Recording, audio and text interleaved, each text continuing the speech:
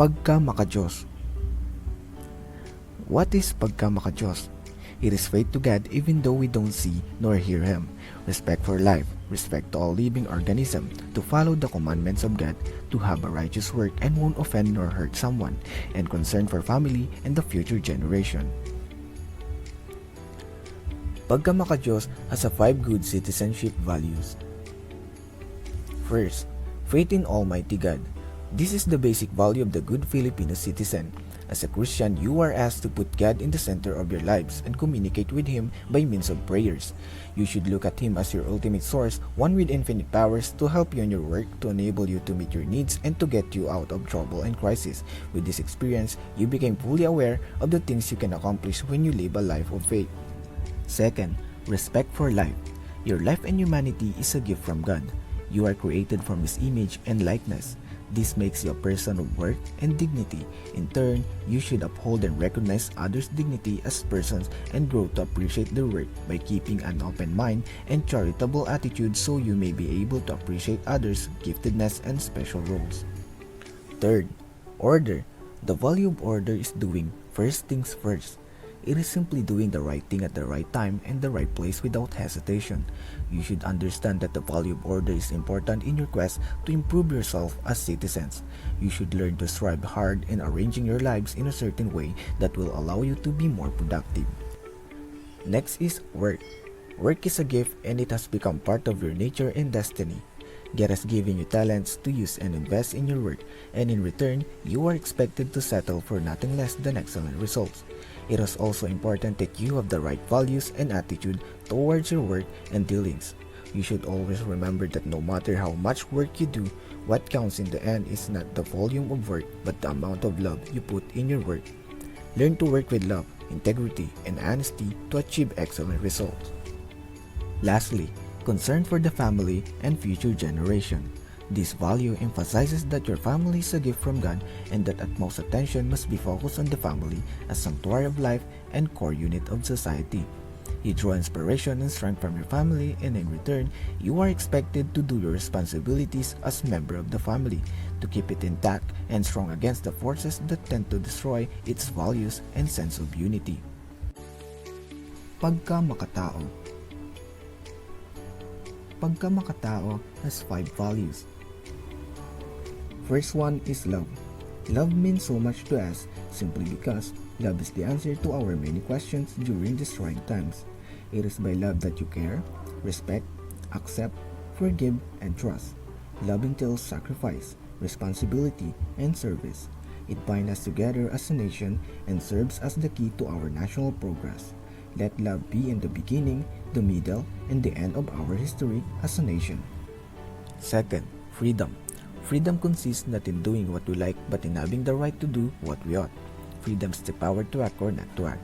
God gave our lives, and with that comes the freedom to choose what you want to make with it. You should practice freedom with a clear understanding of its limits, with sense of discipline and chastity, which will lead you to love your fellow men, understand the light, and do what is good and right while avoiding what is wrong and evil. Third, peace. Peace means serenity of mind, simplicity of heart, and tranquility of soul. You value peace by doing well for others and for your country, living and working together in harmony and avoiding violence as a way of settling disputes. You should be a person of peace, a builder of harmony among your fellow men. You should strive hard to foster the value of peace in your personal endeavors, abhor all means of violence, and have orders in your affairs. The next is truth. The value of truth is living and loving passionately with honesty and sincerity. Truth is important in our society because it is condition for freedom. It necessitates transparency, honesty, integrity, sincerity, courage, and humility. The truth also demands sacrifices and efforts, but it is a worthy cause that highlights your own capacity as a person to do well and live with integrity. Lastly, justice. You value justice by means of promoting ethical practices that enhance the essence of social justice. It also means the promotion of healthy and humane working conditions, fair and legal labor practices, correct use of power, moving purposely away from graft, corruption, and other evils. Justice is significant in our lives. because it guarantees a society that respects human dignity, security, and one that gives everyone an opportunity to pursue prosperity, development, and happiness. Next is the pagkamakakalikhasan, wherein a good citizen has a deep concern for the environment. She finds love and peace in nature. A good citizen protects and cleans the ocean. He cares for the creatures under the sea and treasures them the best way he can. He loves the animals in the forest, collects the trash in beaches, and is responsible in keeping the environment clean and healthy. And lastly, the pagkamakabayan cluster. A true Filipino citizen has greater love for his country and its people. Under the Makabayan cluster is unity. The Filipino citizens work together to build better possibilities for their own country. Next is equality. Everyone should be fair and just in terms of status, rights, and opportunities, with no discrimination in account of sex, ethnicity, color, gender orientation, and any whatsoever that keeps everyone diverse but equally standing in the same ground as others. Next is the respect for the law and the government. Follow the rules of the government for the betterment of everyone and for the goodness of your own country. Patriotism. Raise your flag as high as the mountains and clouds, and you are a true Filipino. Embrace your culture and your identity, and you will never feel lost. And lastly is the promotion of the common good. A good citizen always considers the goodness of everyone's sake. The decision he makes should benefit everyone and should establish a strong common ground.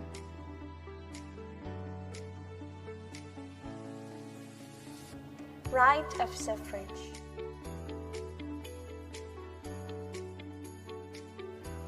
During the Spanish regime in the Philippines, the right of suffrage did not exist. It was only when the Americans came that the right to vote became statutory right. In 1987 Constitution of Republic of the Philippines, Section 1, Article 5, suffrage may be exercised by all citizens of the Philippines, not otherwise disqualified by law, who are at least 18 years of age, and who shall have resided in the Philippines for at least 1 year, and in the place wherein they propose to vote for at least 6 months immediately preceding the election.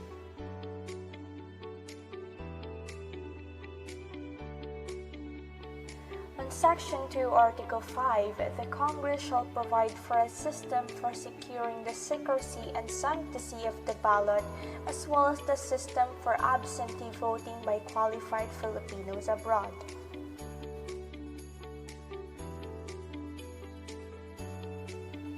The Congress shall also design a procedure for the disabled and the illiterates to vote without the assist of other persons. Until then, they shall be allowed to vote under existing law and such rules as the Commission on Elections may promulgate to protect the secrecy of the ballot.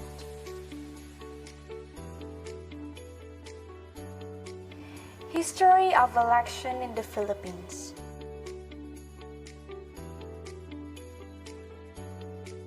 The start of election in the Philippines happened in the First Republic under Malala's Constitution, where only rich male are allowed to vote. The first election for President, Vice President, and Senate member happened on September 16, 1935, when Manuel Rojas won being the Philippine President. In 1949 election, Elpidio Quirino won. His administration was tainted by widespread graft and corruption. In 1937, suffrage for women was granted. In 1940, Commission on Election was formed. The first parliamentary election was done in 1978. On February 7, 1986, nationwide snap elections were held for the presidency since President Marcos was struggling in controlling people. It is among the landmark events that led up to the People Power Revolution, the downfall of Ferdinand's martial law regime and the accession of Corazon C. Aquino as president. A snap election is an election that is called earlier than the one that has been scheduled. In 1987, multi-party system enshrined in COMELEC. The first party list election was done in 1995. And in 2010, the first automated election was done. Now, elections in the Philippines are of several types. The President, Vice President, and the Senators are elected for a 6-year term, while the member of the House of Representatives, Governors, Vice Governors, Provincial Board members, Mayors, Vice Mayors, Municipal Councilors, Barangay officials, and the member of Sangguniang Kabataan are elected to serve for a 3-year term. Elections and democracy. Democracy is a form of government in which the common people hold political power and can rule either directly or through elected representatives. So, the common people are considered as the primary source of political power.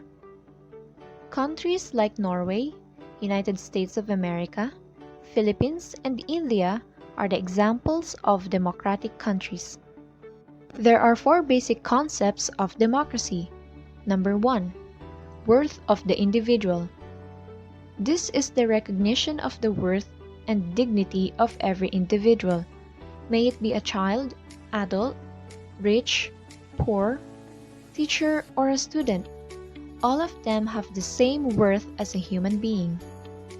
Next is equality of individuals. This means that anybody, despite their race, color, or class, is allowed to achieve their goals as they stay within the limits of the law. Example: Peter wanted to have a car. Of course, he can do it if he follows the legal process of buying a car. Next is majority rules, minority rights. The larger number of votes is called majority, and the smaller number of votes are called minorities. The government goes with the majority because they look for what benefits the most people. But they also allow minorities to speak their voice because maybe their idea can be better than the majority. Last is the acceptance of compromise. This is the adjustment of condition to satisfy the most amount of people. Example: your friend group decided to watch a movie. Half of you wants to watch a sci-fi movie, but the other half wants to watch a romantic movie. All of you bickered for a hot minute and then decided to watch both movies in different times. Now let's move on to elections. Since it is not possible to involve all the country's citizens in every single decision about the country, we choose people to represent us. These people are called elected representatives. Election is the process of choosing our elected representatives. During elections, candidates will share their ideas and goals about government and convince people to vote for them. You know it's election campaign season once again when you see these. And hear these.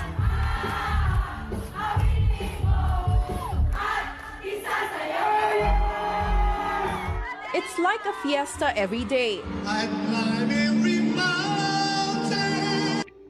Most of the time, these candidates belong to a political party. This is a term for people that share the same goals about government that works together to get elected. Next is election process in 2010 and beyond. The President, Vice President, and the Senators are elected for a 6-year term. while the members of the House of Representatives, governors, vice governors, members of Sangguniang Panlalawigan or provincial board members, mayors, vice mayors, members of Sangguniang Panlunsod, and the members of the Sangguniang Bayan or city municipal councilors, barangay officials, and the members of the Sangguniang Kabataan or youth councilors are elected to serve for a 3-year term. Starting from 2010 elections up to the present, the Philippine system of election upgraded from manual to automated election. Automated election system is a voting system that uses appropriate technology for voting. These are electronic devices that count the votes and canvass consolidate results. In the Philippines, we use PCOS machines. PCOS stands for Precinct Count Optical Scanner. It is a machine that reads votes based on pen markings on a special type of paper. Filipinos are not new to this system. We have experienced the same process in betting for Lotto, taking the NAT, NCAI, and even in board exams. Power and function of public servant. The Philippines is a republican and democratic state. The Constitution provides basic right of suffrage and recognizes the people as the only source from which sovereignty and all government power come. There are 3 branches in the Philippines. This system revolves around 3 separate and yet sovereign yet independent branches: the legislative, executive, and judicial branch. The legislative branch, or the lawmaking body, the power is lodged in the Congress of the Philippines, the Senate, and the House of Representatives. Legislative function includes statute making, constitution making, and amending of constitution. Appropriation or financial function, or the power of force. Informational, or the power to conduct inquiries in aid of legislation. Legislative function are carried out at the local level by the different sanggunian or local legislative bodies. The executive branch, or the law enforcing body, their power is vested in the President of the Republic. The power includes appointment of high officials in the government, head of executive departments, cabinet members, ambassadors, public ministers, consuls, officers of the armed forces. Local government unit also exercise executive functions through the governors of the provinces, municipal, and city mayors. The judicial branch, or the law interpreting body, members of the judiciary are appointed by the president. Take note that the members of judiciary are appointed and not elected. The judiciary is tasked to resolve the conflicts that may arise from the interpretation of laws created by the Congress, and is seen as the ultimate arbiter between the executive and the legislative branches of the government, with the Supreme Court being the highest court of the land. The President is both of the head of the state and the head of the government of the Philippines, and the Commander-in-Chief of the Armed Forces. The President of the Philippines has the mandate of control all over the executive department, bureaus, and offices. The Vice President, as the second highest office in the land, committed to the service of the nation. The office of the Vice President performs executive, ceremonial, and advocacy functions, collaborating with stakeholders and organizations in both of the public and private sectors to develop and promote programs that uplift the lives of the citizens. The Senate and the House of Representatives. The Senate share full legislative power with the House of Representatives. Together, the House and Senate form the legislative branch of the government. They interact with the executive and judicial branches to implement the checks and balances that keeps all 3 branches functioning and prevent single branch from abusing its power. The House of Representatives focus on making laws, including the power to initiate revenue bills and impeach federal officials. The main task of Senate is considering bills approved by the House of Representatives. It has the exclusive authority to approve or reject presidential nominations, to executive and judicial offices, and to provide or withhold its advice and consent to treaties negotiated by the executive. Voter behavior and election. What is an election? An election is always people can choose their candidates or their preference in the representative of the government. The most interesting question about an election are not concerned with who won but with such questions as to why people voted the way that they did or what the implications of the results are. A voter may choose a candidate on the basis of one or more of the following consideration: orientation on specific issues of policy, general evaluation of the government performance, candidate's popularity, and evaluation of the personal characteristics of the candidates.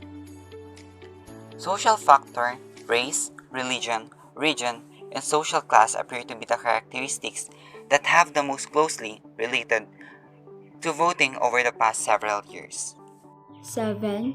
Vision of good government, leaders, and citizen voter. The UN Handbook on the Legal, Technical, and Human Rights Aspects of Elections defines suffrage as more than the right to vote during elections. It identifies four essential and interlocking rights: the right to take part in government, the right to vote and to be elected, the right to equal access to public office, and the right to self-determination. Ideally, an electoral system should never be tainted with fraud, rigging, violence, and etc. in order to produce a legitimate result. The legitimacy of the next government resides in the honest and free exercise of the people's right to suffrage and in the Commission on Elections' open management of the system. Government, the leaders, and the citizen voters are now faced with the challenge of advancing various reforms in the system and in attitudes and perceptions towards a system of wider and genuine participation of the grassroots in politics and governance and towards citizens' political maturity. Government, advancing democratization and good governance, making available a meaningful and accessible election process, maximizing the benefits of democratic mechanisms for the interest and welfare of all sectors of society, particularly the marginalized and unrepresented sectors. Ensuring that the government agenda and programs of actions are genuinely reflective of the people's agenda. Advocating new politics and new kinds of leaders that engage the participation of citizen voters in running the affairs of the government. Leaders capitalizing on the program of action and public service rather than on popularity in winning elections. Promoting the envisioned government and engaging the citizens' stake in governance. Citizen voters, exercising the right to vote and the duty of guarding the integrity of the vote itself from any fraudulent maneuvering. Using conscience in choosing the right leader. Safeguarding and defending the democratic mechanisms and institutions. 8. Action points for citizen voters. Below are some action points for the citizen voters in his or her exercise of the right of suffrage. General, set up voters' assistance desks. Link volunteers to existing groups working on different aspects of electoral reform. FAQs on poll automation. Pre-elections. Engage in preparatory activities that would enable him or her to exercise the right of suffrage and the right to an informed and free choice. Register during the period allotted for voter registration. Be informed of the issues, platforms, and personalities of the political candidates. Set specific guidelines in choosing government leaders in terms of candidates' social affiliations and interests, competence, lifestyle, performance records. Conduct or participate in public debates that would inform citizens and gain the commitment of the candidates to integrate foremost the interest and welfare of the citizens in their program of government. This process can be used to remind and hold elected leaders accountable to the promises made during the campaign. During elections, exercise vigilance and the right to vote. Vote according to your conscience. Practice vigilance by protecting the integrity of your own vote from any undue influence, volunteering in organizations that work for clean and peaceful elections, watching out for instances of cheating in the elections, and informing the rest of the electorate of such activities. Post-elections, practice continued vigilance and participate in governance. Be vigilant in the counting and canvassing of votes. Another arena of participation is open to the citizen voter once the candidates they have voted for assume office. Participate in local governance through development planning on the barangay level, consultations and public hearings, representation in local special bodies.